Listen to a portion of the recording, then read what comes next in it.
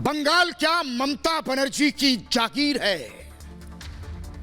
या ममता की पार्टी के कुछ गुंडों की पपौती? और अगर ऐसा है तो इन गुंडों से मैं कहना चाहता हूं, अपनी गुंडागर्दी अपनी जेब में रखो, यही अच्छा होगा। आज इन गुंडों ने कोरोना वैक्सीन का ट्रक रोक दिया क्योंकि ये प्रदर्शन कर रहे थे। खलल इन्हें मंजूर नहीं है। एम्बुलेंस निकले या वैक्सीन का ट्रक, ये जाने नहीं देंगे। रैली प्रदर्शन जरूरी है इनके लिए। लोग मरते हैं तो मरते रहें, फर्क नहीं पड़ता इन्हें। और जब लोग इनके विरोध में आ गए तो ममता बनर्जी का एक मंत्री हाथ में डंडा लेकर बाहर आ गया, लोगों को मारने निकल पड़ा। एक तो चोरी, ऊपर से सीना चोरी।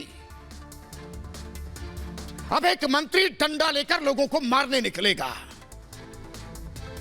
यह मंत्री है या सड़क का कोई गुंडा जिसे लोगों ने चुनकर भेजा, वो लोगों को डंडे मार रहा है?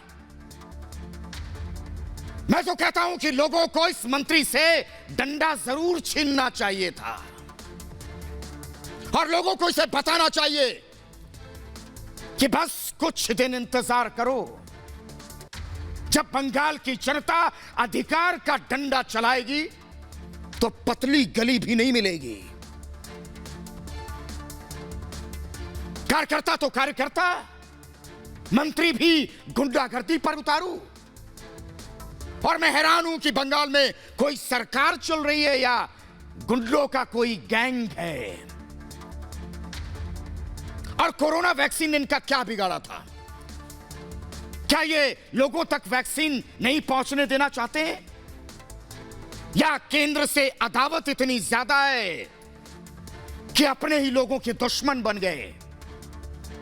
या सत्ता का नशा ऐसा होता है? और अगर ये नशा ऐसा होता है तो फिर ऐसे लोगों का नशा उतारना जरूरी है। और मैं ममता बनर्जी से सीधे पूछना चाहता हूं कि पत्रकारों से भी अब दुश्मनी निभाओगे? सवाल पूछेंगे पत्रकार तो पीट दोगे? और कितने पत्रकारों को पीटोगे? अब इतनी हिम्मत हो रही है बंगाल में, कलम पर लाठी चलवाओगे? और इन्हें क्या लगता है पत्रकारों पर ये हमले करेंगे और पत्रकार अपना काम करना छोड़ देंगे? एक बात याद रखना, पत्रकारों की उंगलियां बहुत तेज चलती हैं। संभालो अपने गुंडों को, नहीं तो ये गुंडे आपको वहां ले जाएंगे जहां आपने कभी सोचा नहीं होगा। और ऐसा लग रहा है जैसे बंगाल में पहली बार कोई सरकार चल रही है, पहली बार कोई मुख्यमंत्री बना है जिसके कदम थम नहीं रहे हैं। अगर जनता ने हाथ में सत्ता दी है तो तानाशाह बनने की कोशिश मत करो, क्योंकि गद्दाफी और सद्दाम हुसैन की भी तानाशाही बची नहीं।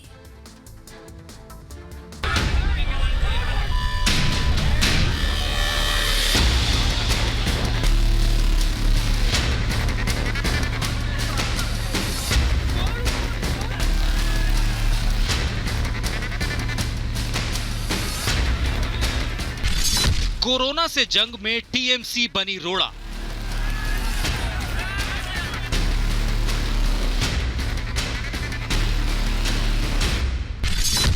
वैक्सीन पर रास्ता रोको सियासत।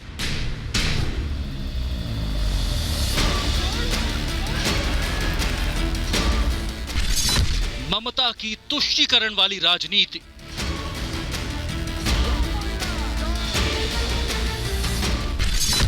टीएमसी को वैक्सीन से परेशानी क्यों? बौखलाई दीदी तानाशाही करे।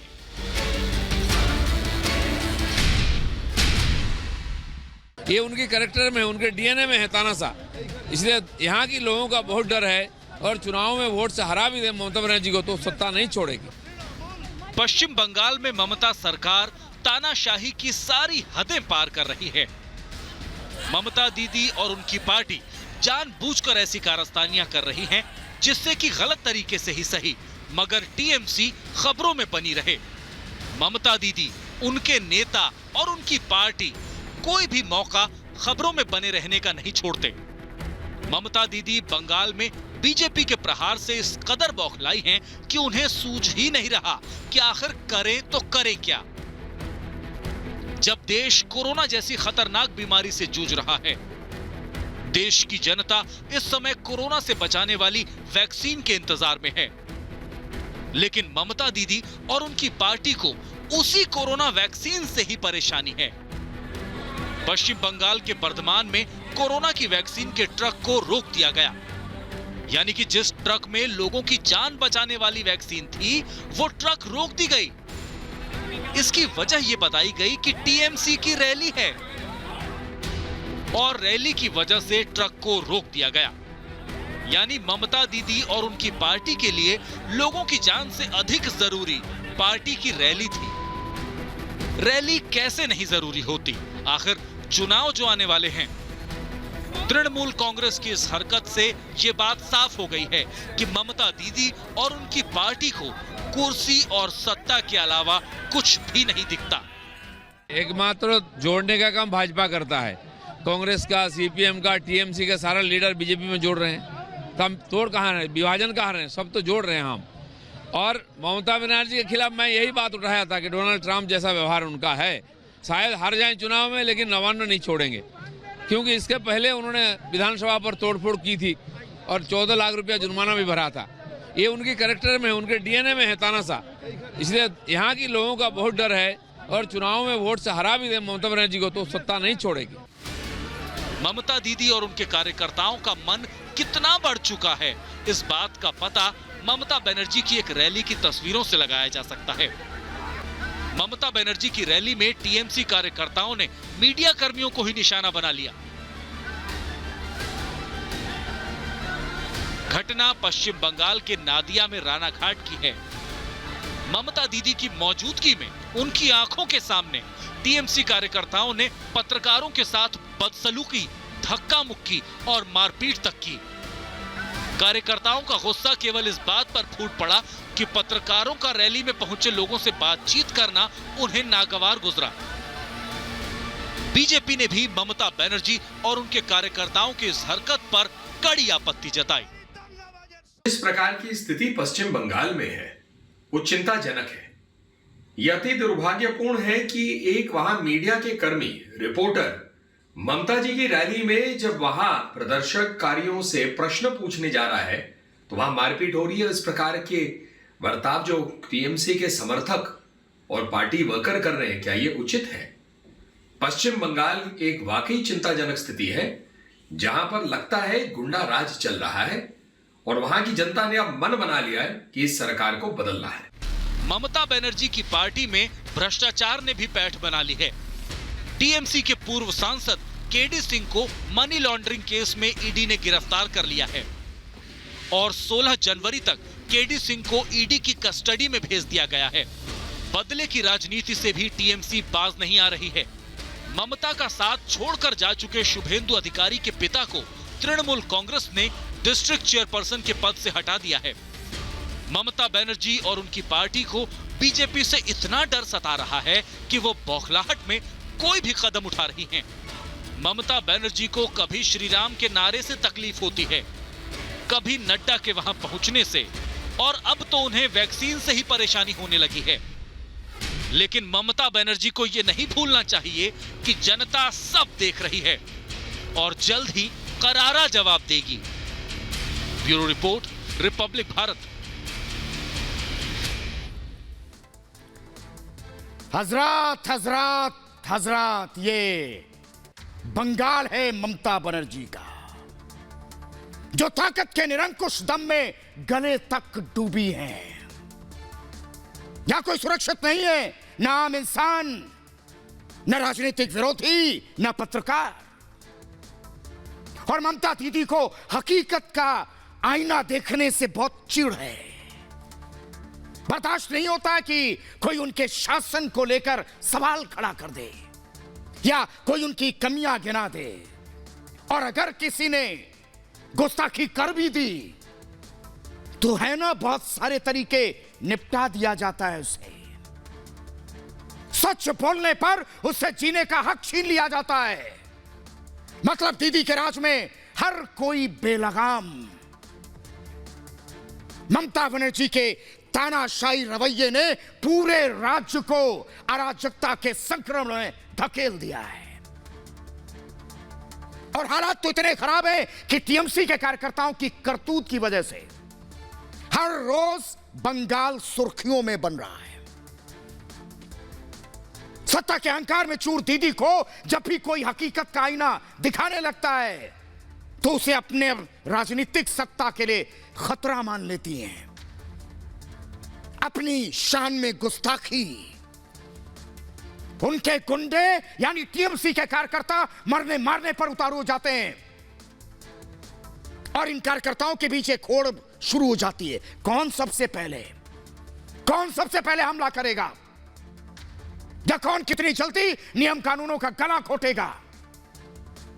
तो टीएमसी के ये गुंडे, आज मेरी बात बहुत गौर से सुने। तुम्हारी गुंडागर्दी के ज्यादा दिन बचे नहीं हैं। पिछले कुछ साल से बंगाल में खराब कानून व्यवस्था और राजनीतिक हिंसा को देखते हुए यह कहा जा रहा था कि सिर्फ ममता के राजनीतिक विरोधियों की जिंदगी खतरे में है। लेकिन नहीं, ऐसा नहीं है, क्योंकि राजनीतिक विरोधियों की तरह बंगाल के पत्रकारों को भी ममता सरकार की गलत नीतियों और कमियों पर सवाल उठाने का कोई अधिकार नहीं है।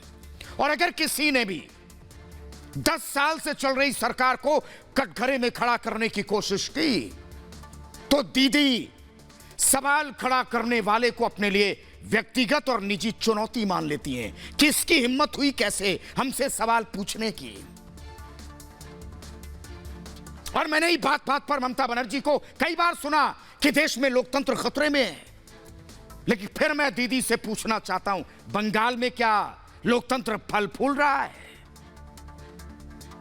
ऐसा लग रहा है कि बंगाल में तो किसी की भी खैर नहीं, ना आम आदमी की, ना कोई राजनीतिक विरोधी। अभी तक लग रहा था कि बंगाल में चुनावी मौसम में बीजेपी के नेताओं पर कुछ बोलने पर बैन है, लेकिन आज पता चल रहा है कि वहां ममता की नीतियों पर सवाल पूछने वाले पत्रकार भी सत्ता के लिए किसी चुनौती से कम नहीं है। ममता के कार्यकर्ताओं को बंगाल में मौजूद पत्रकारों के सवाल पूछने से इतनी चिढ़ है कि ये मौका लगते ही गिद्ध की तरह झपट लेते हैं।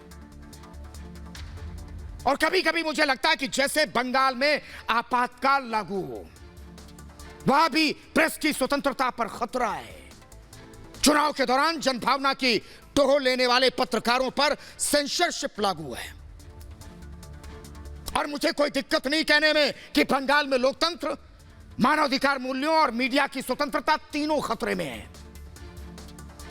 ईमानदारी से अपना काम कर रहे पत्रकार भी अब ममता दीदी और उनके कार्यकर्ताओं की आंखों में चुभ रहे हैं कांटे की तरह। जैसे जैसे विधानसभा चुनाव नजदीक आ रहे हैं, लोकतंत्र के चौथे स्तंभ पर भी हिंसा के बादल मंडरा रहे हैं। लोकतंत्र के चौथे स्तंभ को अपनी तानाशाही वाले रवैये से ममता बनर्जी ध्वस्त कर देना चाहती हैं, ताकि लोगों को पता ना चले बंगाल में चल क्या रहा है, क्या खेल चल रहा है, ताकि हिंसा की तस्वीरें बाहर ना आ पाएं।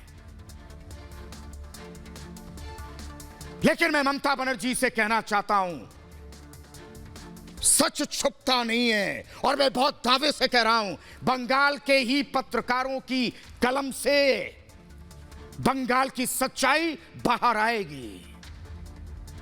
चाहे टीएमसी के कार्यकर्ता और गुंडे हिंसा के जरिए पत्रकारिता का गला घोटने में दिन रात ही क्यों ना लगे रहें। और मुझे तो लगता है कि टीएमसी के कार्यकर्ताओं को भी अंदेशा हो गया है कि ममता बनर्जी सरकार की विदाई का समय नजदीक आ गया है। और यही वजह है कि राजनीतिक विरोधियों के अलावा पत्रकारों के खिलाफ भी उनकी बौखलाहट दिख रही है। वैसे यही तो होता है जब झूठी लोकप्रियता का सच सामने आ जाता है, पैरों तले जमीन खिसक जाती है।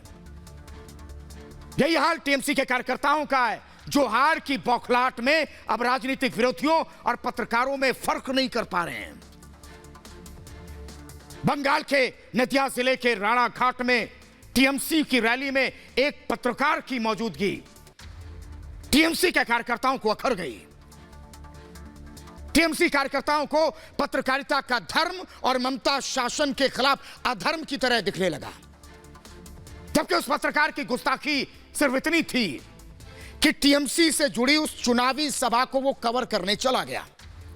मतलब मतदाताओं का मिजाज समझने गया था, बंगाल में लोगों का मन क्या कहता है यही जानने गया था, और शायद इसीलिए वो वहां मौजूद लोगों से सवाल पूछने की कोशिश कर रहा था, प्रतिक्रिया लेने की कि लोग क्या कहते हैं, जो ममता सरकार की नीतियों के खिलाफ वहां प्रदर्शन कर रहे थे। लेकिन उनसे पत्रकार का सवाल जवाब टीएमसी को अच्छा नहीं लगा, और टीएमसी कार्यकर्ता कहने लगे कि आपकी हिम्मत कैसे हुई इस तरह का सवाल करने की। ये फिर नंगा नाच पर उतारू हो गए। ये गुंडे पत्रकार को पीटने लगे जो सिर्फ अपना काम कर रहा था। क्या ये इस पत्रकार का गुनाह था कि वो टीएमसी की सभा में चला गया था और सवाल पूछने लगा था? मैं तो कहता हूं ममता बनर्जी को पूरे बंगाल में लाउड स्पीकर से ऐलान करवा देना चाहिए कि यहां सवाल पूछने की आजादी नहीं है। कोई सवाल पूछेगा तो उसका हश्र ऐसा होगा। कलम की ताकत को लाठी डंडों और लात खूसों की चोट से कमजोर किया जाएगा क्या? टीएमसी के मामूली कार्यकर्ता तो कार्यकर्ता, पार्टी विधायकों पर भी नशा सवार है बदसलूकी करने का पत्रकारों से। यह मामला भी पश्चिम बंगाल के जलपाईगुड़ी के मैनागुड़ी इलाके का है, जहां टीएमसी विधायक अनंत देव अधिकारी पर बांग्ला अखबार के एक पत्रकार को थप्पड़ जोड़ने का आरोप है। कहा जा रहा है कि टीएमसी विधायक अनंत देव अधिकारी अखबार में छपी एक खबर को लेकर सोमनाथ चक्रवर्ती नाम के एक पत्रकार से नाराज चल रहे थे। ये गुस्से में थे, गुस्से से भरे हुए थे, और इसी दौरान टीएमसी विधायक की मुलाकात उस पत्रकार से हो गई एक कार्यक्रम में। फिर तो ये विधायक महोदय आग बबूला हो गए। विधायक ने उस पत्रकार से पूछ लिया कि उन्होंने ऐसा क्यों लिखा, जिसके बाद पत्रकार ने कहा कि उन्होंने वही छापा जो टीएमसी विधायक ने बयान दिया था। बस इतना सुनते ही ये विधायक अनंत देव अधिकारी भड़क गए, हाथ उठा दिया इन्होंने। यह आरोप इस विधायक पर है। मेरे कहने का मतलब है टीएमसी राज में मानव अधिकारों की रक्षा के लिए जो काम करते हैं पत्रकार, टीएमसी कार्यकर्ताओं की ज्यादतियों का उन्हें शिकार होना पड़ रहा है। और 2014 के बाद ममता बनर्जी यही तो आरोप लगा रही हैं कि मोदी सरकार के राज में लोकतंत्र खतरे में है। लेकिन अपनी और अपने कार्यकर्ताओं की वजह से उन्हें बंगाल में लोकतंत्र खतरे में दिखता नहीं है। पत्रकारों पर हमला मीडिया की अभिव्यक्ति और स्वतंत्रता पर खतरा नहीं है। ममता की तानाशाही का आलम है कि टीएमसी के कार्यकर्ता लोगों के दुश्मन होते जा रहे हैं, और इन टीएमसी कार्यकर्ताओं और नेताओं को इस बात से कोई फर्क नहीं पड़ता कि दूसरे राज्यों की तरह बंगाल में भी 16 जनवरी से वैक्सीनेशन का कार्यक्रम शुरू हो रहा है। सबको टीका लगने जा रहा है। केंद्र सरकार की तरफ से पूरी कोशिश है कि सबसे पहले राज्यों तक पहुंचे, हर जिले में, हर शहर में, हर गांव तक वैक्सीन पहुंच जाए, आम लोगों की जिंदगी वक्त पर बच जाए, वैक्सीन के अभाव में वो कोरोना वायरस के शिकार ना बन जाएं। इसलिए बंगाल में भी वैक्सीन भेजी जा रही थी। लेकिन 3 नए कृषि कानूनों के खिलाफ झूठ फैला रहे टीएमसी के नेताओं और कार्यकर्ताओं को फर्क नहीं पड़ा इस बात से। वर्तमान में मंत्री और जमीयत उलेमा-ए-हिंद के अध्यक्ष सिद्दीकुल्ला चौधरी की मौजूदगी में कोरोना वैक्सीन ले जाने वाले ट्रक को रोक दिया इन्होंने, जबकि सिद्दीकुल्ला चौधरी को सिर्फ इस बात की फिक्र थी कि नए कृषि कानून के खिलाफ प्रदर्शन उनका चलता रहे। लेकिन जब आम लोगों ने इसका विरोध कर दिया कि आप कोरोना वैक्सीन को क्यों रोक रहे हैं, तो फिर किसी सड़क छाप गुंडे की तरह यह मंत्री सिद्दीकुल्ला चौधरी हाथ में डंडा लेकर निकल आया। लोगों को खदेड़ने लगा। जो राजनीतिक प्रदर्शन की वजह से कोरोना वैक्सीन ले जाने वाले ट्रक को रोके जाने का विरोध कर रहे थे। यह घटना बताती है कि इनके नेता और कार्यकर्ता जो चाहेंगे वही करेंगे। किसी की जान जाती है तो जाए, इन्हें फर्क नहीं पड़ता, बस इनकी तानाशाही और गुंडागर्दी चलती रहे।